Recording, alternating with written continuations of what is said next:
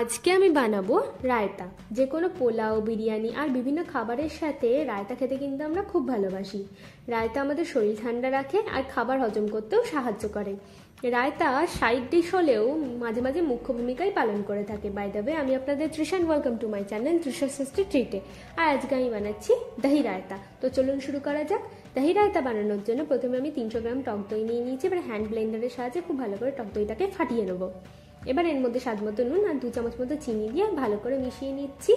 চিনিটা গলা পর্যন্ত আমাদের একটু অপেক্ষা করতে হবে। দেখুন, আমরা দইটাকে ভালো করে ফাটিয়ে নিয়েছি। এবার এর মধ্যে আমরা 2টো টমেটোর কুচি, একটা শসার কুচি, একটা পেঁয়াজের কুচি, 2টো লঙ্কার কুচি আর 1 চামচ মতো চাট মশলা দিয়ে ভালো করে মিশিয়ে নেব। দেখুন, আমাদের ভালো করে মেশালেই কিন্তু দহি রায়তা একদম রেডি। আমার ভিডিওটি যদি আপনাদের ভালো লেগে থাকে তাহলে প্লিজ একটি লাইক করবেন, প্রচুর শেয়ার করবেন আর এরকম আরও ভিডিও পেতে আমার চ্যানেলটিকে সাবস্ক্রাইব করবেন। নমস্কার।